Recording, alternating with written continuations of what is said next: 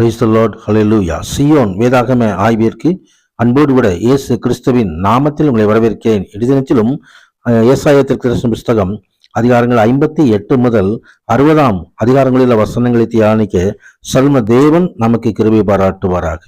58வது அதிகாரத்திலே சத்தமிட்டு கூப்பிடு, அடக்கி கொள்ளாதே, எக்காலத்தை போல் உன் சத்தத்தை உயர்த்தி உன் ஜனத்துக்கு அவன் மீறுதலையும் யாக்கோபின் வம்சத்தாருக்கு பாவங்களையும் தெரிவி என்று ஆண்டவர் அங்கே சொல்கிறதான ஒரு காரியம்.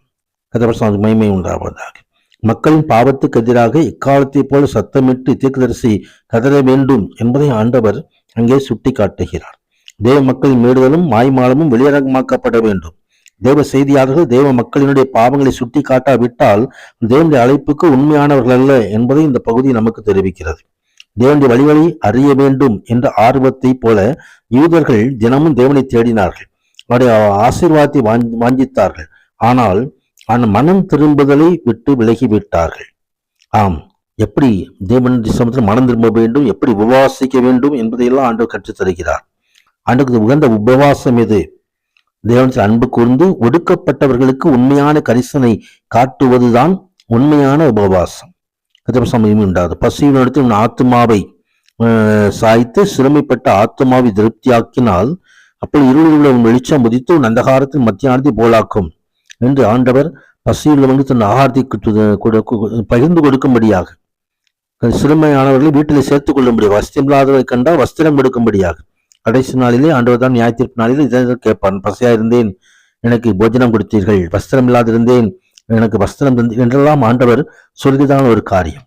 இந்த காரியங்கள் எல்லாம் செய்யும்போதுதான் நாம் உண்மையிலேயே அந்த உபவாசத்தை அர்த்தமுள்ளதாக்குகிறோம். கர்த்தருக்கு மகிமை உண்டாவதாக. ஆம், தேவன் தாமே வாக்குத்தத்தங்களோடு ஆசீர்வாதங்களை நமக்கு தருகிறார். பரிசுத்த ஓய்வு நாளை எப்படி அனுசரிக்க வேண்டும் என்பதை இந்த பகுதி நமக்கு கற்றுத் தருகிறது. 59ஆம் அதிகாரத்திலே ரட்சிக்கக்கூடாதபடி கர்த்தருடைய கரம் குறுகி போகவில்லை, கேட்கக்கூடாதபடி அவருடைய செவி மந்தமாகவில்லை. ஆம், ஆண்டவருக்கும் ஆண்டோடைய பிள்ளைகளுக்கும் இடையே எந்த அக்கிரமும் வந்துடக்கூடாது. அந்த அக்கிரமும் அந்த பிரிவினை கொண்டு வந்துவிடும், அந்த சமூகத்தில் நம்மை பிரித்து விடும். கர்த்தர் வாக்குத்தத்தம் பண்ணின ஆசீர்வாதங்களை பெற வேண்டுமானால் நம் பாவங்களற நம்ம கழுவப்பட வேண்டும், மனம் திரும்ப வேண்டும். நமது அக்கிரமங்கள் எல்லாம் நம்மை நிமித்து நீங்க வேண்டும். கர்த்தர் சமயமே உண்டாவதாக. ஆம், ஆண்டவர் தாமே தன் பிள்ளைகளுக்காய் அவர் தாமே நீதியை மார்க்கவசமாக அணிந்து ரட்சிப்பென்னும் சீராவை தனது சிரசிலை தரித்து நீதி சரிகட்டுதல் என்னும் வஸ்திரங்களை உடுப்பாக உடுத்து வைராக்கியமாக சால்வையை போர்த்து கொண்டார் என்று சொல்லி ஆண்டவர் யுத்தங்களை நடத்துகிற தேவன். யுத்தம் கர்த்தருடையது. அவர் நாம் தன் பிள்ளைகளுக்காக யுத்தத்தை செய்வார். மீட்பர் சியோனுக்கும் யாக்கோபிலும் மீறுதலை விட்டு திரும்ப எடுத்து வருவார். கர்த்தர் தன் பிள்ளைகளுக்காக வைராக்கியம் கொண்டு அவர் ஆசீர்வதிக்கிற தேவன்.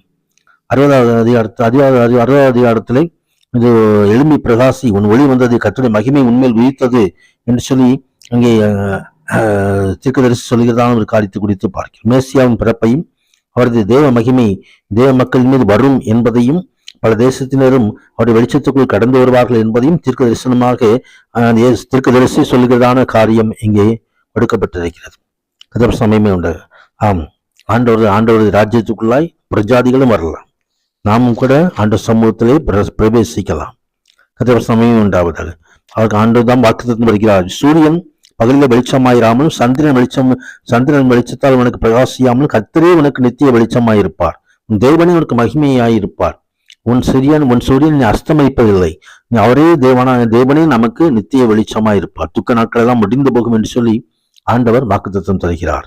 இந்த வார்த்தைகள் எல்லாம் படிக்கும் பொழுதும் சர்ம தேவன் நம்மோடு இருந்து மகிமையான ஆசீர்வாதங்களால் நம்மை நிரப்புவாராக. பரிசுத்த நாமத்திற்கு மகிமை உண்டாவதாக.